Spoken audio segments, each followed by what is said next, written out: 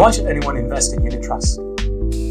Investing in a unit trust can be a good option for investors who are looking for a diversified and professionally managed investment vehicle with potential for returns. Unit trusts are also generally accessible to a wide range of investors, including those with smaller amounts of money to invest, as the initial investment required can be relatively low. And the reach of unit trust distributors now are even bigger with online access. They are also highly liquid, which means investors can easily buy and sell the units on any business day. The returns from the capital gains and income on investors' unit trust funds have helped many generations of investors to fund their retirement, enable better education for their children, and improve living standards for many of them. This is an especially important role that unit trust plays in maintaining and improving the lifestyle of investors. Go slow, talk to people who they think are a little bit more successful or a lot more successful than they are. Ask them, whom do you use? Whom do you trust? Why? And then don't just go to the first person recommended. Get a short list. Take time. I mean, your money's been sitting in the bank. Hopefully there is money in the bank. If there is no money in the bank, it's a different question, which I think we'll come to in a second. But if there is money in the bank, leave it there, relax. Don't be in such a rush. And then along the way, learn. Nobody, not even the best unit trust consultant, not even the best licensed financial planner in Malaysia, nobody cares more about your money than you do. As an individual in the market, we feel emotions, and that does drive us because we are human beings. But at the end of the day, having a rational, systematic plan about how we're going to invest in the financial markets and hewing to that in the face of our emotions, in the face of our stresses, is really key. It's perfectly reasonable to be human, but at the same time, it's important for us to recognize when we can make better decisions and stick to those decisions. The second thing I'd like people to take away is that it's very critical for us to remember that financial education and financial literacy is key. No amount of behavioral science and no amount of support from external parties can take away the fact that having individual competency and individual knowledge is the core from which good decision-making starts. And last but not least, what I think I'd like people to take away is that it's important for us when we think about investing to acknowledge that we might be hesitant, to acknowledge that there are things in the market that we need to be aware of, that there are risks that are real and that we need to account for, but that we shouldn't let fear, greed, panic govern our choice to stay in or stay out. We want to proceed with caution, but we want to proceed. If I, as an analyst who has access to information and who does this as a full-time job, felt that I am nowhere near a fund manager, well, I'm sure man on the street would benefit if they have the service of fund manager. The only real question is that when it comes to fund management is, and do you have 3 to 4 million to give them to manage your portfolio, right? Right. Short answer is no, and therefore that's why I felt unit trust is the greatest way to get that professionalism and diversification at a fraction of the cost. I think women just be brave. You have to follow your passion. There's bound to be a crossroad, in the future whereby you need to choose certain path. Whether you want to go for your passion or whether you want to go, for whatever reason. But I would recommend that you should follow your passion because it's going to last long. You do better. You feel happier.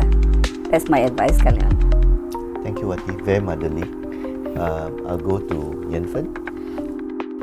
My advice to young women who are seeking to enter the asset management or fund management industry is, number 1, have confidence in your ability. Number 2, to do that, invest your time in learning and building up your skills. With that, you can navigate challenges and seize opportunities effectively. And then number 3, remind yourself that you are unique, your views count, and they are valuable to the growth of the company. Remember, you are actually a piece of white paper. How your experiences, the exposure, the opportunities will determine the color that you will put on that paper.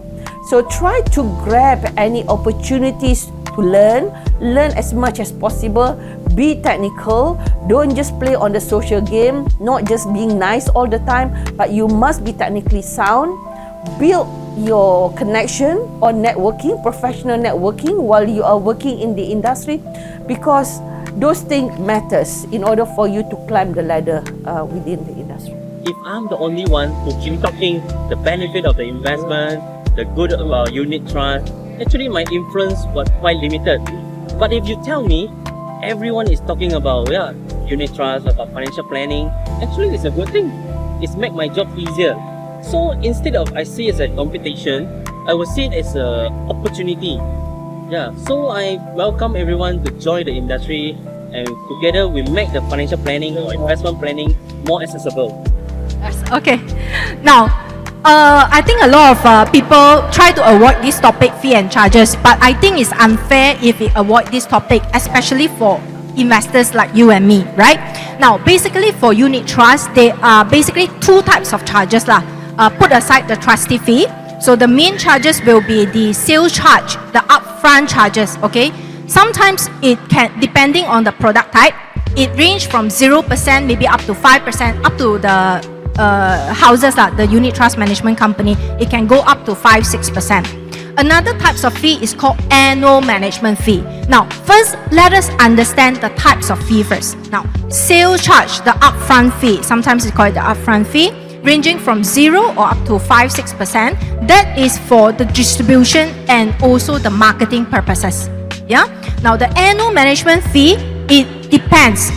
It also ranging from 0.3% up to about 1.5-1.8%. That is mainly used to sustain the investment team because they need to manage the fund. So it also depends on how complicated to manage that particular fund. Yeah.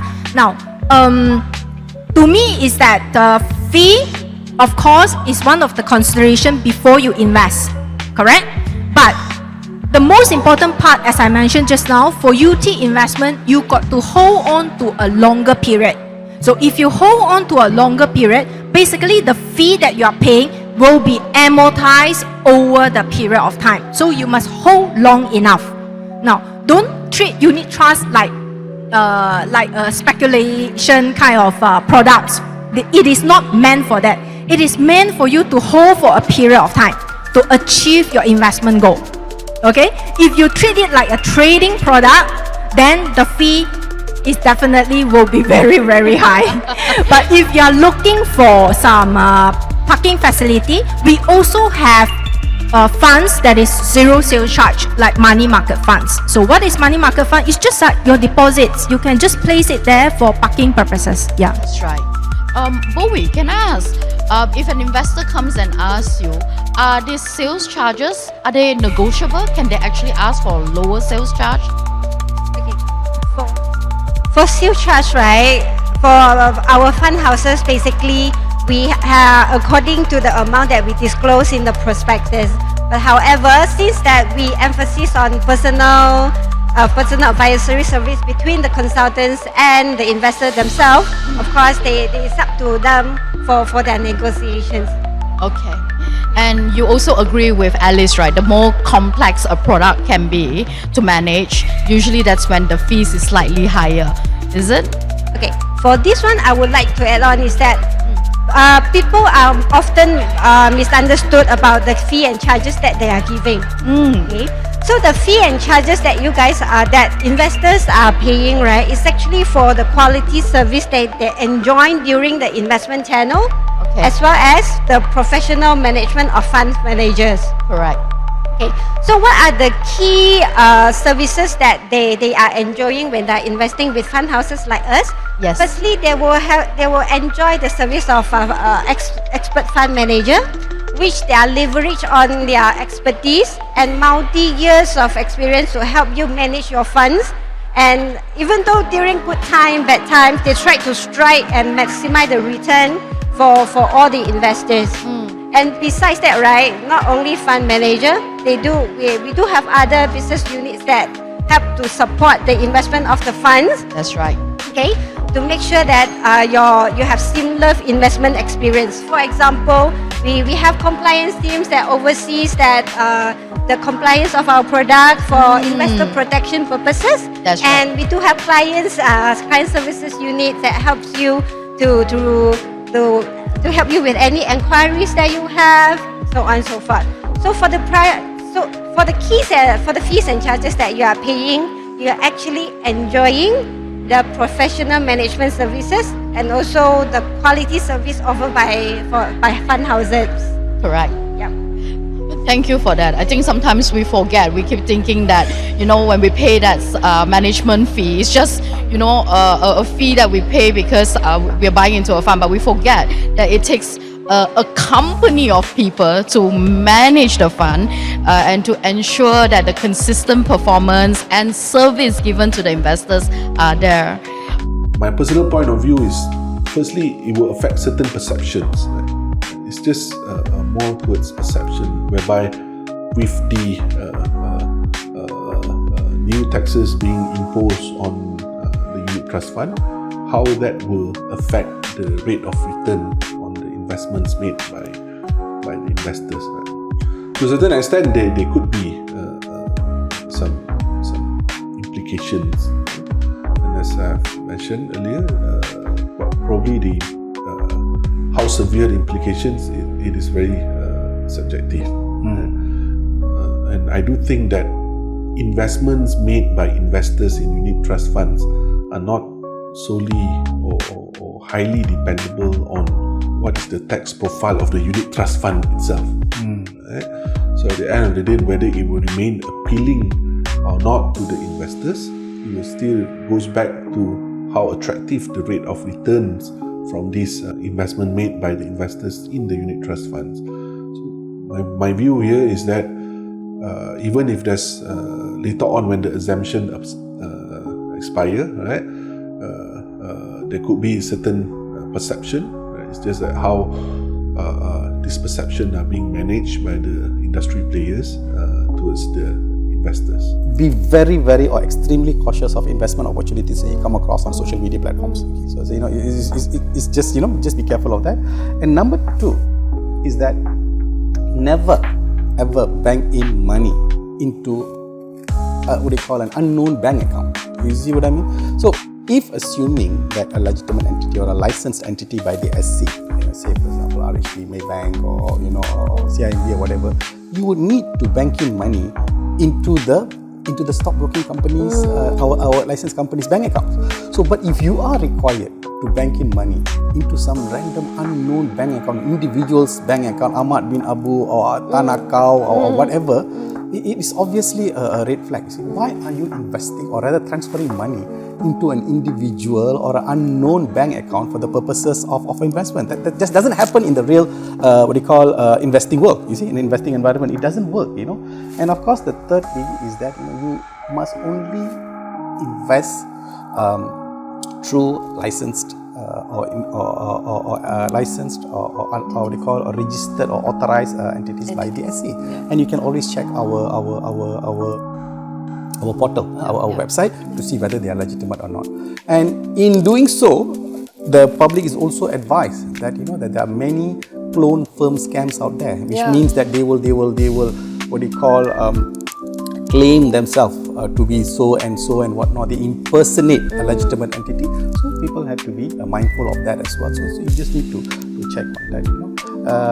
And as I've said, you should if in doubt, you can always call the SC. You can call us at we have a hotline 0362048999. I repeat 0362048999. Or drop us an email at aduan@secom.com.my. So and then our officers will get back to you. So at FIMMOS, our role is to level the playing field. We make our process very simple and stress-free as possible. At FIMMOS, you don't need a lawyer to file a complaint. Yeah, and our services are free. You don't even need to pay any fees. So at FIMMOS, our case managers will guide you step by step. And more importantly, we are independent, we are impartial. We don't take sides. We provide fair hearing and a fair outcome on the case within a shorter period of time, within 3 to 6 months.